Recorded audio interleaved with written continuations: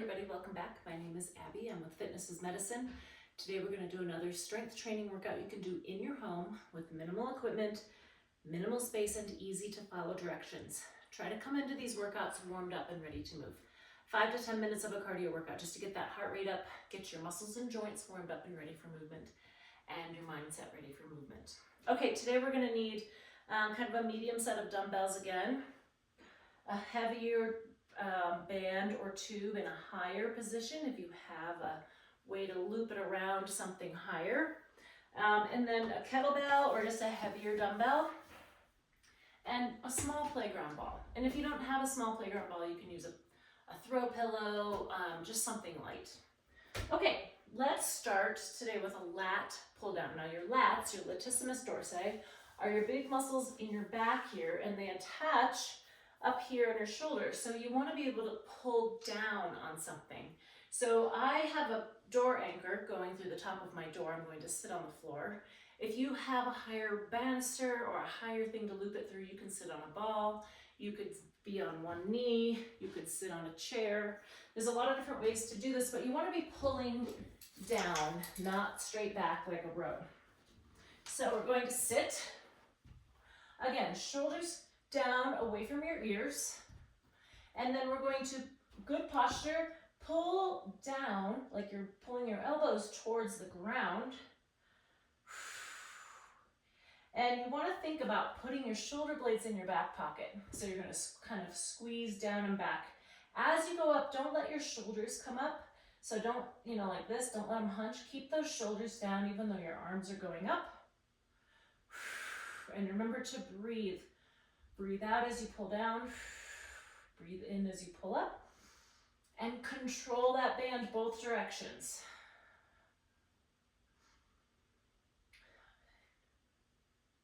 So it's really tempting to want to sit back and do this, and that's okay, you're not hurting anything, but we're doing a row just like last time, so we want to get a little bit more of those lats. And rest, good. Remember, as I said, you can either add more bands, or you can even loop this around itself to make it a little heavier for those larger muscle groups when you're using a band. Okay, next we're gonna do some squats using either a kettlebell or a heavier dumbbell. If you're using a dumbbell, you can hang on to it like this. So you're really just focused on kind of setting it down in between your legs. I'm gonna use my kettlebell because I have one. Shoulders down and back. What you're gonna do is nice wide stance. You want to sit your hips back, keeping your knees over your ankles, and back up. So I'm not holding this dumbbell out in front of me or anything. It's completely dangling from my arms. Now, as you come back up, think about squeezing your glutes. Help those legs. Sitting back as far as you can. You want your weight mostly in your heels. Of course, there's a little in your toes because you need to balance. But you want to keep those knees over your ankles. Don't let them go forward like this. Really sit those hips back. Keep your chest nice and tall, back straight. 2 more. And the slower you go, the more of a challenge it is. Remember, squeeze your glutes here, push up, and rest. Good. Okay, this time we're going to do shoulder press. Last time we combined it, and we're just going to focus on your shoulders today. Let's do a little tandem stance. Now, as you press overhead, really focus on keeping those abs nice and tight. Just like the last time, you can either have your arms out like this or in closer like this. Again, whatever is most comfortable on those shoulders and joints. And if going all the way up like this is painful, just go part way. 1 more. And rest, good. Okay, I'm gonna put these out of my way, up on my rack. And next we're gonna do an exercise that I call skaters. So you're gonna kind of move side to side. I like to include lateral movement in my workouts. So what this looks like is you're gonna step side, step back. So your goal is to stay low So the reason I call them skaters is you can think about speed skating, right? And as you feel like maybe this is, you're getting control of this, you can take a little step.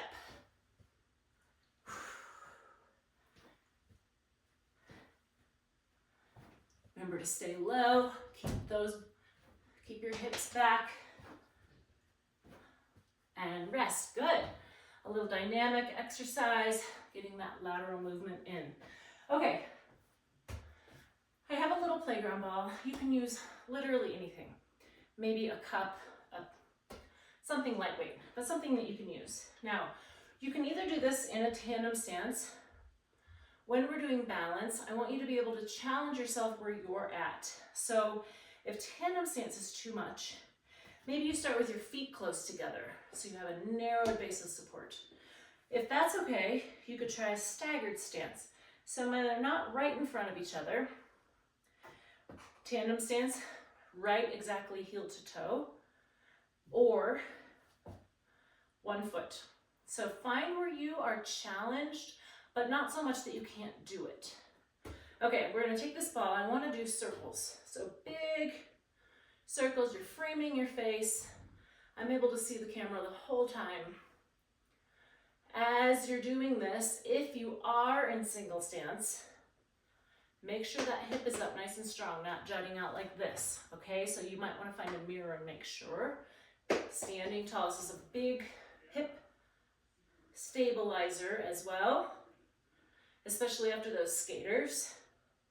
Okay, now we're gonna switch sides or switch which foot is in front, but continue to go to the same direction.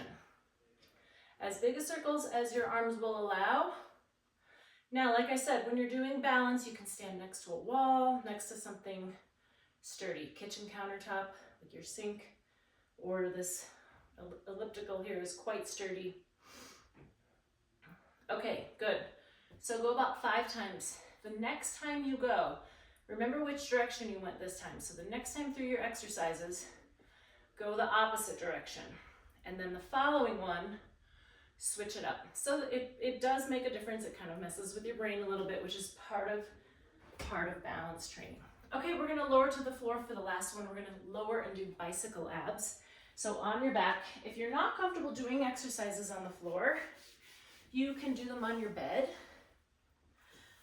With the bicycle abs, I like to start knees bent flat, feet flat, and I want to think about a posterior pelvic tilt. So my back is flat to the ground. I can't get my hands under it, and I want to be able to hold that.